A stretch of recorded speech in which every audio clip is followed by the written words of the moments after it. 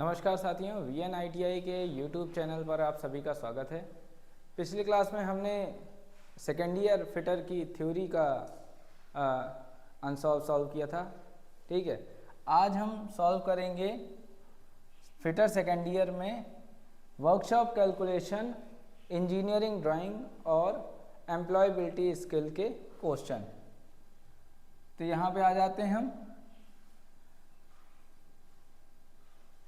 ठीक है, ये आपके क्वेश्चन है।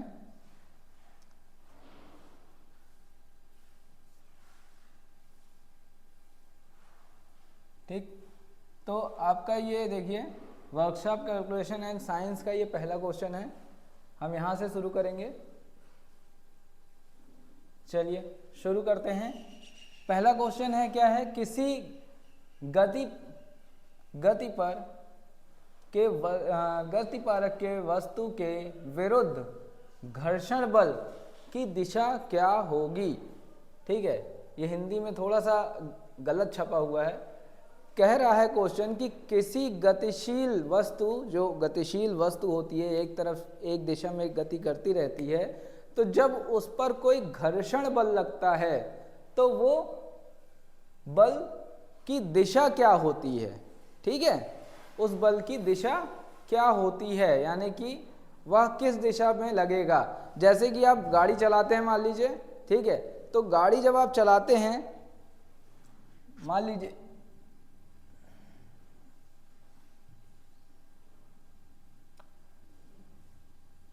आप गाड़ी चला रहे हैं और गाड़ी, मान लीजिए आपकी गाड़ी है, ठीक है, मान लो ये गाड़ी है और इसकी दिशा क्या है, इस तरफ है। ठीक है, और जब इस पे ब्रेक लगेगा, या आप इलेक्ट्रिक अगर व्हीकल है तो आप रिवर्स गियर जब लगाओगे, रिवर्स गियर लगाने पे भी बाइक धीमी होती है इलेक्ट्रिक व्हीकल्स में, तो रिवर्स गियर उसकी विपरीत दिशा में लगता है। दिख रहा है सभी को? जब भी बल लगेगा या जब भी कभी घर्षण लगेगा, वह हमेशा किस साइड लगेगा, इसकी विपरीत दिशा में लगेगा। ठीक है भाई, गाड़ी इस तरफ जा रही है ना, और जब घर्षण लगेगा इन दोनों पहियों पे तो क्या लगेगा, पीछे की तरफ लगेगा, तभी गाड़ी रुकेगी। ठीक है, अगर हम वीडियो गेम की बात करें तो क्या करते हो, जब ब्रेक लगाने के लिए रिवर्स बटन दबाते हो तो वो पहले रुकती है, फिर रिवर्स होने लगती है। टॉयज के भी साथ भी यही होता है, जो खिलौने होते हैं उनके साथ भी यही होता है, और इलेक्ट्रिक व्हीकल के साथ भी यही होता है। तो ये जो घर्षण लगता है, यानी ब्रेक जो लगता है, ठीक है, ब्रेक घर्षण की वजह से लगता है। ठीक है, मान लीजिए जी ये जो ब्रेक लग रहा है किस दिशा में लगता है, इसकी विपरीत दिशा में, तो ऑप्शन क्या हो जाएगा, वस्तु के सामने, यानी कि वस्तु के सामने की ओर से जो ब्रेक बल लग रहा है, ये हो जाएगा वस्तु के सामने की ओर से लगने वाला बल। ठीक है, यानी कि किसी पारंपरिक वस्तु के विरुद्ध घर्षण बल यदि लग रहा है तो वो किस दिशा में लगेगा, उस वस्तु के सामने, यानी कि विपरीत दिशा में, सामने की ओर से लगेगा।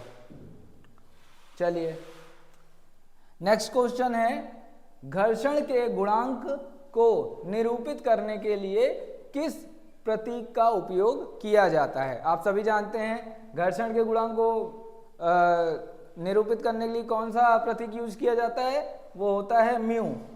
ठीक है, अगले क्वेश्चन पे आते हैं, स्नेहक। हमने कूलेंट और लुब्रिकेंट पढ़ाया है, उसी चैप्टर का ये क्वेश्चन आया है, what is the purpose of lubrication या लुब्रिकेंट। स्नेहक का क्या उद्देश्य है। ठीक है, क्वेश्चन है स्नेहक का यानी लुब्रिकेंट का क्या उद्देश्य है। आप जैसे गाड़ी में मोबिल डालते हो तो उस मोबिल का क्या उद्देश्य होता है, समझ में आ रहा है। ठीक है, तो क्या उद्देश्य होता है, दबाव को बढ़ाने के लिए, घर्षण को बढ़ाने के लिए, घर्षण को कम करने के लिए, दबाव को कम करने के लिए। तो जब भी हम कभी देखिए, अगर बिना मोबिल के गाड़ी चलाइए तो क्या होगा, इंजन गर्म होगा, इंजन सीज हो जाएगा, यानी कि जाम हो जाएगा। ठीक है, तो जाम किस वजह से होता है, घर्षण हो रहा है, कई सारे गियर होते हैं उसके अंदर, वो आपस में फंस कर चलते हैं और फंस कर चलने की वजह से क्या होता है, उसमें घर्षण उत्पन्न होता है तो लुब्रिकेंट यानी जो मोबिल आप डालते हैं गाड़ी में, वो क्या काम करता है, घर्षण को कम करने का काम करता है। ठीक है, घर्षण को क्या करता है, कम करने का काम करता है। अगले क्वेश्चन पे आते हैं, मशीन भागों में घर्षण को कम करने के लिए किसका उपयोग किया जाता है। अभी हमने पढ़ा है, इसके पहले वाले क्वेश्चन में ही पढ़ा कि लुब्रिकेंट क्या काम करता है, घर्षण को कम करने का काम करता है। तो यहाँ पूछ लिया है मशीन भाग को में घर्षण को कम करने के लिए किसका उपयोग किया जाता है, तो लुब्रिकेंट्स का उपयोग किया जाता है। अगले पे आते हैं, एक वृत्त के गुरुत्वाकर्षण का केंद्र कहाँ होता है। एक वृत्त के गुरुत्वाकर्षण का केंद्र कहाँ होता है, तो उसके केंद्र पे होता है हमेशा। ठीक है, अगले क्वेश्चन पे आते हैं, इसमें से कौन सा ज्यामितीय आकृति का क्या है, गुरुत्वाकर्षण केंद्र के आधार से स्थित इसकी ऊंचाई 1/3 है। अगर 1/3 हाइट है तो उसके गुरुत्वाकर्षण का केंद्र आधार पे होगा। ये किस शेप में होगा, ये होगा त्रिभुजाकार, रेक्टेंगुलर में। ठीक है, अगर रेक्टेंगुलर यानी कि त्रिभुज के आकार की कोई आकृति है तो उस पे जो गुरुत्वाकर्षण बल पड़ेगा, मान लीजिए ये जो त्रिभुजा आकार है, ठीक है, मान लीजिए एक बराबर त्रिभुजा आकार है, तो उसका जो गुरुत्वाकर्षण होगा वो सबसे नीचे उसके आधार पे होगा। ठीक है, चलिए अगला क्वेश्चन पे आते हैं, क्या है, लॉक नट या चेक नट को क्या है, चैम्फर्ड किया जाता है। कैसे चैम्फर्ड किया जाता है, बोथ साइड। ठीक है, जो लॉक नट होता है और क्या है, लॉक नट या चेक नट जो होता है उसको बोथ साइड यानी दोनों तरफ चैम्फर्ड किया जाता है। चलिए अगले क्वेश्चन पे आते हैं, रिवेट आमतौर पर द्वारा निर्देशित किए जाते हैं। किसके द्वारा निर्देशित किए जाते हैं, जो रिवेट लगाए जाते हैं। मान लीजिए एक रिवेट है, ठीक है, मान लीजिए एक रिवेट है, तो ये किसके द्वारा निर्देशित किया जाएगा,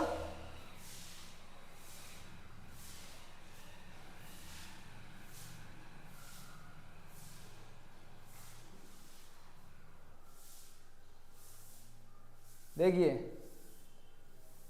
ऐसा एक रिवेट है, तो ये किसके द्वारा निर्देशित किया जाता है, तो ये किया जाता है नॉमिनल डायामीटर के द्वारा। ठीक है, नॉमिनल डायामीटर के द्वारा ये निर्देशित किया जाता है। अगला क्वेश्चन देखते हैं क्या लिखा है, निम्नलिखित में से कौन अस्थायी फास्टनिंग है, यानी कि अस्थायी फास्टनिंग। फास्टनिंग जानते हैं, दीवार पर कोई चीज फंसाना या किसी चीज को जोड़ना, ठीक है, या किसी चीज को आपस में क्लैंप कर देना, ये फास्टनिंग कहलाता है। जैसे ये टीवी है, मान लो ये एक स्क्रीन है, ठीक है, ये स्क्रीन क्या है, दीवार पे फंसी है, तो दीवार पे फास्टनिंग द्वारा फंसाई गई है। ठीक है, तो अस्थायी फास्टनिंग क्या होती है, पहले हम समझ लेते हैं फास्टनिंग कितने प्रकार की होती है। तो फास्टनिंग होती है 3 प्रकार की। पहली होती है स्थायी, ठीक है, पहली स्थायी फास्टनिंग होती है। दूसरी है अर्धस्थायी, अर्धस्थायी, और तीसरी होती है अस्थायी। ठीक है, 3 तरह की फास्टनिंग होती है। ठीक है, स्थायी फास्टनिंग में क्या क्या आता है, जैसे वेल्डिंग, वेल्डिंग आपकी परमानेंट जोड़ दिए। ठीक है, स्थायी फास्टनिंग का मतलब क्या है कि जब आप किसी चीज को जोड़ते हैं और उनको अलग करने की कोशिश करते हैं तो दोनों ही पार्ट यानी कि जोड़े गए दोनों ही पार्ट खराब हो जाएंगे।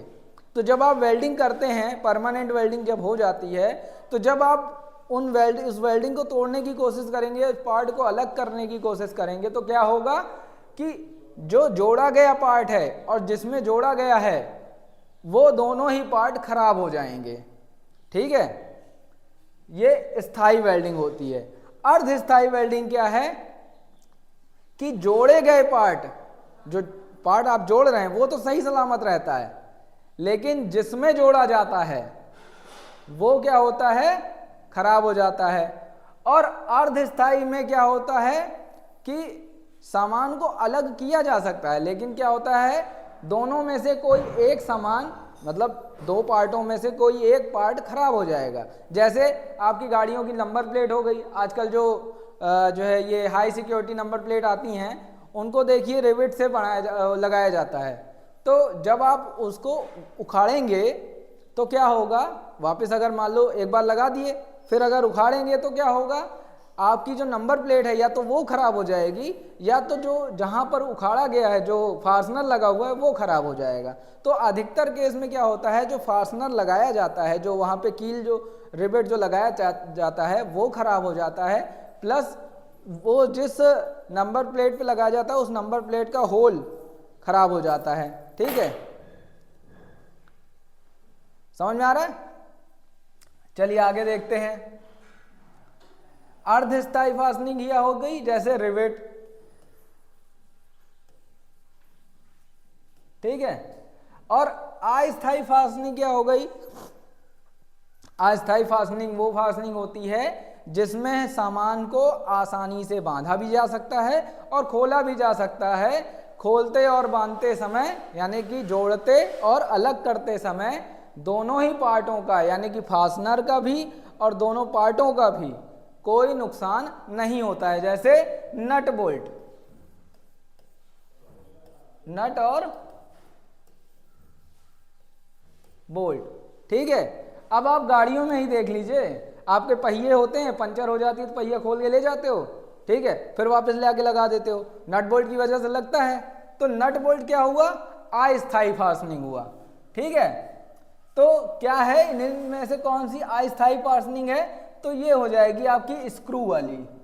जब कभी आप स्क्रू लगाइए तो देखिए आपके बाइक में भी स्क्रू होता है ना, मान लीजिए टंकी का स्क्रू हो गया या साइड आपके सीट का स्क्रू हो गया, तो जब आप क्या करते हैं, जब कोई खराबी आ जाती है स्क्रू खोल लिए, पार्ट को बाहर निकाल लिए, ठीक करे, फिर वापस लगा के स्क्रू टाइट कर दिए, तो क्या हो जाएगा, बराबर हो जाएगा। ना ही स्क्रू खराब होता है और ना ही कोई पार्ट खराब होता है। तो अस्थायी फास्टनिंग क्या हो गई, स्क्रू हो गई। निम्नलिखित में से, अगला क्वेश्चन देखिए, निम्नलिखित में से कौन सा रिवेट का मुख्य भाग नहीं है। इन चारों में से रिवेट का मुख्य भाग नहीं है। पहले समझ लेते हैं रिवेट के टोटल कितने भाग होते हैं। तो पहला होता है हेड। तो मान लीजिए हम काउंटर सैंक अगर रिवेट बना रहे हैं तो ये कुछ ऐसा दिखाई देगा,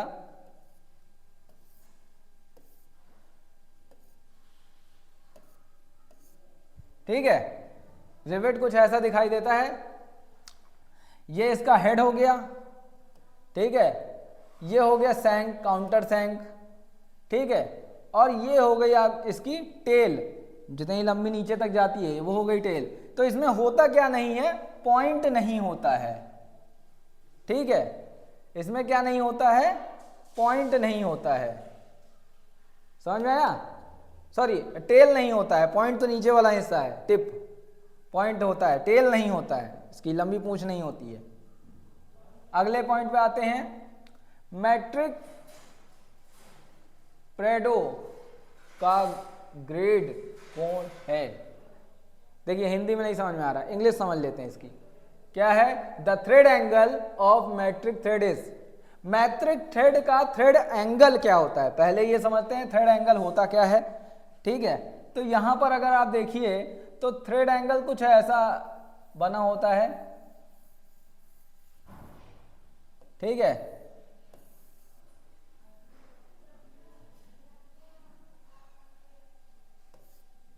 ये जो स्क्रू होता है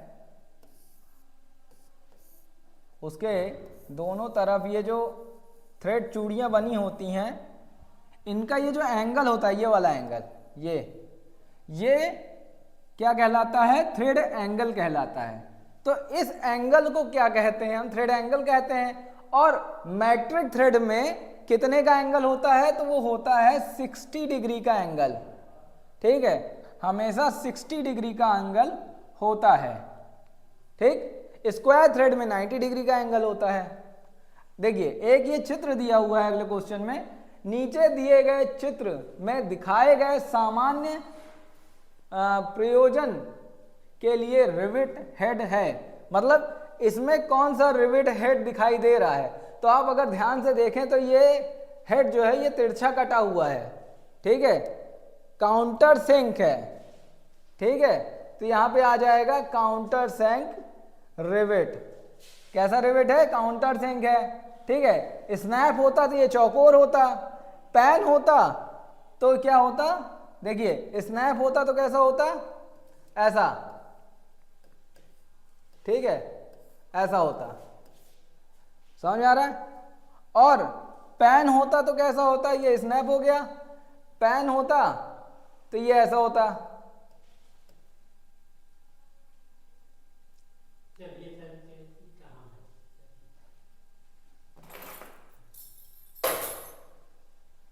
देखिए पैन होता तो ये ऐसा होता,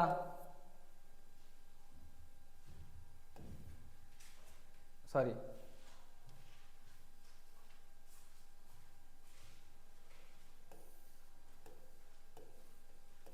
ये हल्का सा तिरछा होता, ठीक है, उल्टा पैन जैसे होता है, या कभी कभी ये गोल हो जाता है ऐसे मशरूम के आकार में, जिसको मशरूम हेड भी कहते हैं। फ्लैट होता तो एकदम चपटा होता, देखिए फ्लैट कैसा होता, ऐसे एकदम ऐसा, ठीक है। तो काउंटर सिंक ये जो हिस्सा है, ये जो दिखाई दे रहा है, ये हो गया आपका काउंटर सिंक हेड। ये क्योंकि ये काउंटर सिंक है, ये तिरछा है, जब भी कोई फ्लैट हिस्से के नीचे तिरछा एंगल, एक एंगल दिया जाएगा लगभग 60 डिग्री का या 70-80 डिग्री का, तो वहां पे क्या होगा, ये काउंटर सिंक बनेगा। अगले क्वेश्चन पे आते हैं। अब ये देखिए एम्प्लॉयबिलिटी का स्टार्ट हो गया है क्वेश्चन, ठीक है। एम्प्लॉयबिलिटी का क्वेश्चन में क्या है, एक बात और समझ लीजिए, कभी कभी क्या होता है, एम्प्लॉयबिलिटी का जो क्वेश्चन है वो प्योर इंग्लिश में भी आ जाता है, जैसे कि यहाँ पे आया हुआ है, ठीक है। इसमें सारे ही क्वेश्चन क्या है, इंग्लिश में है, ठीक। तो घबराने की जरूरत नहीं है, कायदे से पढ़ेंगे तो आपको समझ में आ जाएगा। इसमें पहला क्वेश्चन क्या दिया हुआ है, समझ लेते हैं क्या है। What is an essential life skill for social and professionally purpose, ठीक है।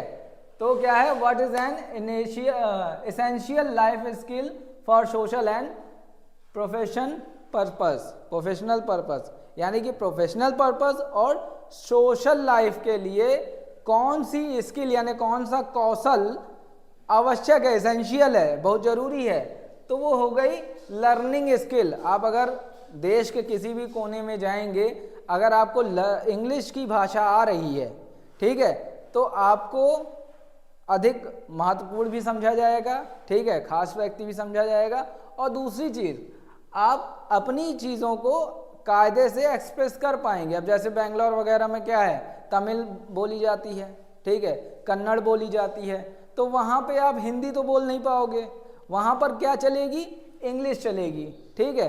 तो देश के लगभग राज्यों में क्या है, अलग अलग लैंग्वेज है, लेकिन वहाँ पर एक कॉमन लैंग्वेज भी है जो हर कोई जानता है या हर किसी को नॉलेज में है, वो है इंग्लिश की लैंग्वेज, ठीक है। इंग्लिश की लैंग्वेज का ज्ञान हर किसी को थोड़ा बहुत है। अगर आप इंग्लिश का लैंग्वेज याद करे रहेंगे तो क्या होगा, आपको आपके प्रोफेशनल पर्पस और सोशल लाइफ में अच्छा कौशल रहेगा, ठीक है। अगले क्वेश्चन पे आते हैं। While addressing the boss you should be, इसमें कहा क्या जा रहा है कि अगर आप अपने बॉस को यानी कि अपने जो बड़े अधिकारी हैं उनको एड्रेस कर रहे हैं, यानी उनसे बातचीत कर रहे हैं या उनको रिप्रेजेंट कर रहे हैं, उनको उनका इंट्रोडक्शन कर रहे हैं किसी से, तो वो किस कैटेगरी में आएगा, वो इम्प्रोलिट कैटेगरी में आएगा, अनप्रोफेशनल कैटेगरी में आएगा, अनफॉर्मल कैटेगरी में आएगा, फॉर्मल कैटेगरी में आएगा या एक्सप्रेसिव कैटेगरी में आएगा? तो हमेशा हो जाएगा क्या, फॉर्मल, क्योंकि आप क्या कर रहे हैं, ऑफिशियल वर्क कर रहे हैं, आप अपने बॉस को एड्रेस कर रहे हैं, ठीक है, तो क्या होगा, वो फॉर्मल कम्युनिकेशन में आएगा, ठीक है। चलिए अब यहां पर एक एग्जाम्पल दिया हुआ है, hi, how are you, what is up, these are example of, यानी कि ये किसके एग्जाम्पल हैं, ये जिस तरह की बातें की जा रही है हाय हेलो करके, तो ये किस तरह की बातें हैं, ये किस तरह का कम्युनिकेशन है, तो ये हो गया इनफॉर्मल कम्युनिकेशन, है ना। फॉर्मल यानी ऑफिशियल रूप में तो आप ऐसे कम्युनिकेशन करते नहीं हो हाय हेलो करके, ठीक है। हाय हेलो किस पे करते हैं हम लोग, व्हाट्सएप पे करते हैं, ठीक है, तो या दोस्तों यारों के साथ करते हैं। तो दोस्ती यारी में जो कम्युनिकेशन होता है वो इनफॉर्मल कम्युनिकेशन होता है, और जब हम किसी ऑफिस में या किसी पदाधिकारी के साथ कम्युनिकेट करते हैं तो वहाँ पे कौन सा कम्युनिकेशन यूज़ किया जाता है, फॉर्मल कम्युनिकेशन हमेशा यूज़ किया जाता है। तो यहाँ पे आंसर हो जाएगा इनफॉर्मल कम्युनिकेशन, ठीक है। अगले क्वेश्चन पे आते हैं, what you say first when you meet someone. अगर आप किसी से पहली बार मिल रहे हैं या आप किसी से मिलने जा रहे हैं या मिले हैं, तो आप सबसे पहले क्या कहेंगे, गुड बाय, गुड बाय तो नहीं कहेंगे, गुड डे भी नहीं कहेंगे, हैव अ गुड डे जब चले जाते हैं या मिल के जाने लगते हैं तब कहते हैं, सी यू भी जब जाने लगते हैं तभी कहते हैं, तो क्या कहेंगे, गुड मॉर्निंग। सबसे पहले आप जब मिलते हैं तो क्या कहेंगे, गुड मॉर्निंग। अगले क्वेश्चन पे आते हैं, the principal called Manoj, the principal asked to him, sorry asked to, ये फिल इन द ब्लैंक्स है, asked to show hall ticket for CTS examination. मतलब प्रिंसिपल ने मनोज को बुलाया और मनोज से क्या पूछेगा, मनोज से क्या करेगा, मनोज से पूछेगा उसके हॉल टिकट के बारे में। तो क्या हो जाएगा sentence, the principal asked him to show his यानी उसका, ठीक है, हिज हॉल टिकट। तो आज आंसर हो जाएगा हिम और his. Fill in the blank with correct past of the verb, यानी पास्ट टेंस की बात कर रहा है, पास्ट वर्ब इसमें डालना है। तो क्या है, आई मूवी, क्या है, वॉच, आई वॉच, वॉच्ड या आई विल वॉच, ठीक है, watch, I am watching, watched या आई विल वॉच। तो आई विल वॉच तो कहीं नहीं होगा, तो हो जाएगा I watched a movie yesterday, ठीक है, I watched a movie yesterday हो जाएगा। नेक्स्ट आते हैं, singular form of device, devices is, devices का सिंगुलर यानी कि ये प्लूरल है डिवाइसेस, तो इसका सिंगुलर वर्ड क्या होगा, तो इसका सिंगुलर हो जाएगा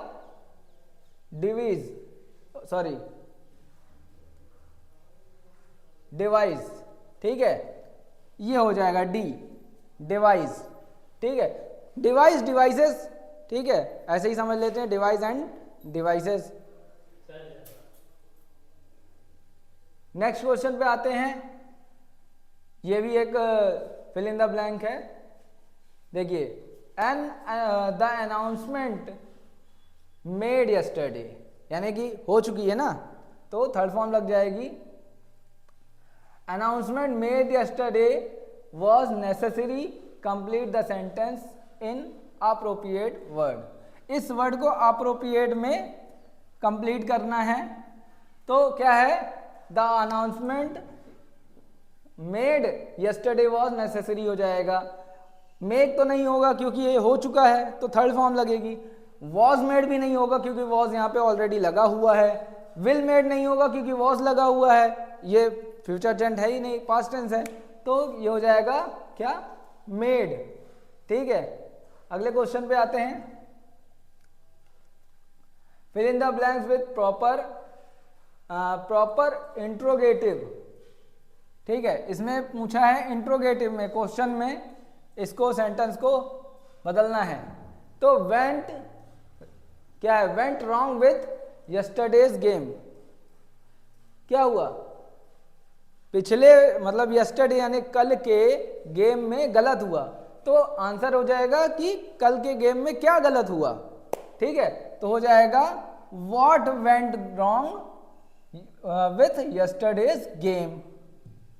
नेक्स्ट क्वेश्चन पे आते हैं, क्या लिखा है, change the verb took in the passive voice.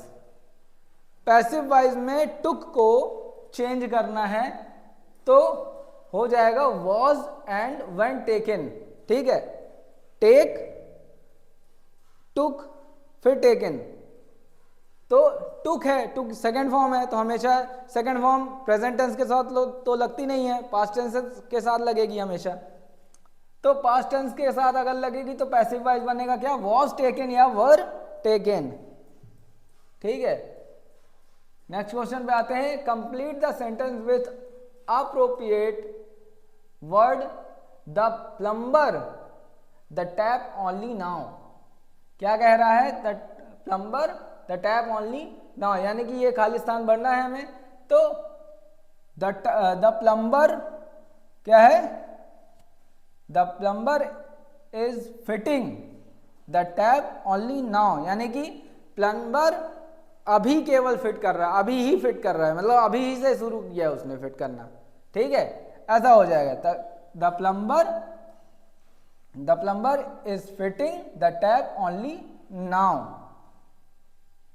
Next question पे आते हैं, ध्यान से देखिए, when you borrow a screwdriver from a trainee you should say, यानी कि जब आप किसी ट्रेनी से या अपने ट्रेनी से क्या करते हैं, स्क्रू ड्राइवर मांगते हैं, तो आपको क्या कहना चाहिए। ठीक है, इस क्वेश्चन का मतलब क्या है कि जब आप अपने ट्रेनी से स्क्रू ड्राइवर लेते हैं या मांगते हैं तो आपको क्या कहना चाहिए। तो यहाँ पे क्या कहना चाहिए, give me your screw driver, ये तो कहना नहीं चाहिए, आप उसको ऑर्डर दे रहे हैं, ऑर्डर नहीं देना है, हमें रिक्वेस्ट करनी है। तो क्या क्या आ जाएगा answer, can you give me your screw driver. आप उससे पूछ रहे हैं कि क्या आप मुझे या क्या तुम मुझे अपना स्क्रू ड्राइवर दोगे। ठीक है, अगर वो सहमत होता है तो आपको दे देगा, तो आंसर हो जाएगा can you give me your screwdriver. Next question पे आते हैं, क्या है, मैग्नीफाइड। ठीक है, magnified, sharp, large, sorry lengthy, bright are the example of. ये किसके एग्जाम्पल हैं, ये कैटेगरी वाइज है, ये कैसा एग्जाम्पल है। पहली बात तो ये समझ लेते हैं शब्द क्या कहते हैं। शब्द अगर किसी चीज को बता रहे हैं, किसी चीज को डिस्क्राइब कर रहे हैं, मतलब जैसे चाकू, चाकू बहुत तीखी है, ठीक है, चाकू यानी शार्प है बहुत, ठीक है, या बल्ब बहुत ब्राइट है, तो वो क्या कर रहे हैं, उसकी खासियत को या उसकी विशेषता को बता रहे हैं। तो वहां पर वो कैसे वर्ड हो जाएंगे, वो हो जाएंगे डिस्क्राइबली वर्ड। ठीक है, डिस्क्राइबरी वर्ड हो जाएंगे, यानी कि वो क्या कर रहे हैं, उसको डिस्क्राइब कर रहे हैं, उसको बता रहे हैं, उसके बारे में बता रहे हैं। ठीक है, यानी बल्ब कैसा है, तो वो बल्ब बहुत ज़्यादा चमक रहा है, तो वहाँ जो चमकना हो जाएगा वो हो जाएगा डिस्क्राइबरी वर्ड, डिस्क्राइबिंग वर्ड। ठीक है, अगले क्वेश्चन पे आते हैं। अब इसमें क्या लिखा है, table, wire, socket, cable, hammer, nail, are. ठीक है, अब ये कैसे शब्द हैं, ये क्या है, ये नेमिंग है। ठीक है, इन सब के नाम है भाई, टेबल का नाम टेबल होगा, ठीक है, टेबल का नाम टेबल होगा, वायर का नाम वायर होगा, सॉकेट का नाम सॉकेट होगा, तो सबका एक एक नाम है, तो ये क्यों, कौन से वर्ड हो गए, नेमिंग वर्ड हो गए। चलिए अगले क्वेश्चन पे आते हैं। Fix, measure, pull, lift, grind, mix, operate are example of. अब ये कैसे वर्ड हैं, ये हैं एक्शन वाले वर्ड। मतलब अब जैसे हमने कह दिया ना कि जैसे क्या कहा, हमने कहा उठा लो, ये सामान उठा लो, यानी कि you want lift this thing. ठीक है, तो लिफ्ट आ गया, मान लो किसी काम को, या हम कहते हैं, या किसी चीज को हम कहते हैं ग्राइंड कर दो, तो ग्राइंड क्या हुआ? एक्शन है, क्रिया है, ठीक है, जो काम आप करने जा रहे हैं, जो एक्शन आप करेंगे, ठीक है, तो वो हो जाएंगे सारे एक्शन वर्ड। ये सारे कौन से हैं? एक्शन वर्ड हैं। नेक्स्ट क्वेश्चन पे आते हैं। अब देखिए, comma, full stop, question mark are example of. अब ये कैसे एग्जाम्पल हैं? हाँ, ये एग्जाम्पल है किसके? पंक्चुएशन के, पंक्चुएशन मार्क, ठीक है, ये सारे पंक्चुएशन मार्क है। मतलब एक पंक्चुएशन का मतलब है कि एक लाइन कंप्लीट हो गई है, फुल स्टॉप लगा दिया, अब दूसरी बात कहना जा रहा है वो, तो दूसरी लाइन में लिखेंगे या दूसरे पॉइंट से लिखेंगे, तो वहां पे पंक्चुएशन मार्क आ जाएगा। नेक्स्ट क्वेश्चन पे आते हैं। When you start the discussion on a topic what do you से। अब जब क्वेश्चन क्या कह रहा है कि जब आप किसी टॉपिक पर बात करना स्टार्ट करते हैं, ठीक है, तो आप पहले क्या कहेंगे? क्या कहेंगे हम? लेट्स डिस्कस, चलो वार्तालाप करते हैं, ठीक है। नेक्स्ट क्वेश्चन पे आते हैं। व्हाट डू यू से व्हेन यू पोलाइटली डिसएग्री, ठीक है, जब आप किसी भी चीज पर, किसी भी मुद्दे पर पोलाइटली डिसएग्री हो जाते हैं, यानी कि मानते नहीं हैं कि ये सही नहीं है, मैं नहीं मानता इसको, ठीक है, तो कैसा शब्द हो जाएगा ये? क्या कहेंगे आप? आई afraid I have to disagree, ठीक है, मुझे लगता है कि ये चीजें गलत हैं या मैं इससे सहमत नहीं हूं, ये मेरा मानना है, ठीक है। तो आई afraid I have to disagree, ये क्वेश्चन हो जाएगा, आंसर हो जाएगा, सॉरी। अगले क्वेश्चन पे आते हैं। You are requested to complete the given assignment by Monday this is an example of. मतलब आपने क्या किया? आपने रिक्वेस्ट किया कि ये मंडे तक खत्म हो जाएगा, ठीक है। मुझे मान लो मुझे एक असाइनमेंट मिला है और मैंने रिक्वेस्ट की अपने बॉस से या अपने बड़े अधिकारी से कि ये मैं मंडे तक ख़त्म कर लूँगा, ठीक है, या मुझे मंडे तक का टाइम दे दे, मैं मंडे तक ख़त्म कर लूँगा, ठीक है। तो ये कैसा कम्युनिकेशन हुआ? ये हो गया फॉर्मल कम्युनिकेशन। आप ऑफिस की तरफ से बात कर रहे हैं, ऑफिशियल लैंग्वेज में बात कर रहे हैं, तो ये हो जाएगा फॉर्मल कम्युनिकेशन, ठीक है। अगले क्वेश्चन पे आते हैं। क्या है? Gesture, facial expressions, eye contact are example of. Gesture यानी इशारे करना, ठीक है, एक्सप्रेशन यानी फेस के एक्सप्रेशन से, गुस्सा कर लिए तो मुंह बन गया है, हंसी आ रही है तो मुंह खिल गया, और आई कांटेक्ट वो एक कहावत नहीं है, इशारों ही इशारों में कुछ कहने वाले, ठीक है। तो उसी तरह से ये है इसकी कैटेगरी, इसकी भी एक कैटेगरी होती है, ठीक है, जो इशारों में बात करते हैं ना, उनकी भी एक कैटेगरी होती है।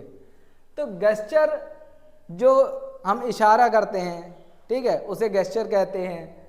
जब हम गुस्सा होते हैं या हम हंसते हैं या हम किसी को इशारा कर लेते हैं, तो वो फेस का एक्सप्रेशन होता है। अब देखिए दुखी हो गए तो फेस का एक्सप्रेशन बदल जाता है। तो आई कांटेक्ट, जब हम किसी से नज़रों में ही बात कर लेते हैं कि मतलब क्या हाल चाल है या उससे गुस्सा है, तो वो आंखों से ही पता चल जाता है ना, किसी को देख के, किसी को घूर के। तो ये लैंग्वेज क्या कहलाती है? ये कौन सी कैटेगरी की कम्युनिकेशन है? तो ये है नॉन वर्बल कम्युनिकेशन, ठीक है, यानी कि यहाँ पे बोलने की या लिखने की जरूरत नहीं पड़ रही है, इशारों में ही सब काम हो जा रहा है। समझ में आ रहा है? चलिए अगले क्वेश्चन पे आते हैं। Complete the sentence with suitable describing word.